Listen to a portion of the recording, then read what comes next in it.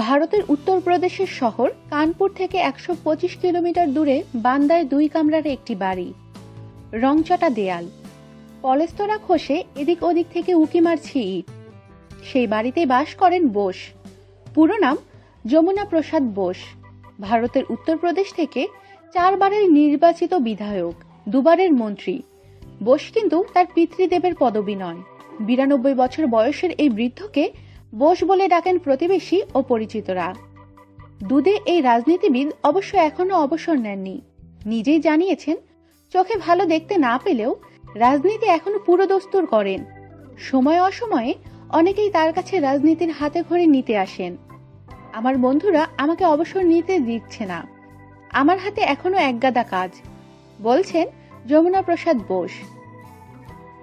এতদিনের রাজনীতিবিদ, অথচ থাকেন ২ কামরার ভাড়া বাড়িতে। বলছেন, আমার নিজের ঠিক খেয়াল নেই কবে এই বাড়িটা ভাড়া নিয়েছিলাম, তবে ভাড়া আমি নিয়মিত মিটিয়ে দেই পেনশনের টাকা থেকে। ১৯৭৪ সালে উত্তরপ্রদেশের বান্দা সদর থেকে নির্বাচনে জিতে বিধায়ক হন। মন্ত্রী হন ১৯৭৭ সালে।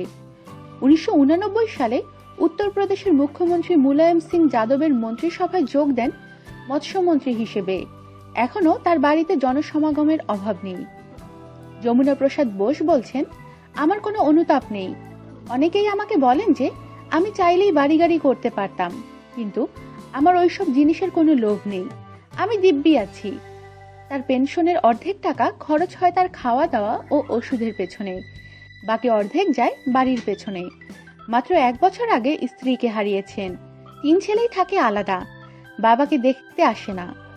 সে বিষয় নিয়েও আক্ষেপ নেই ৯২ বছরের এই বৃদ্ধের।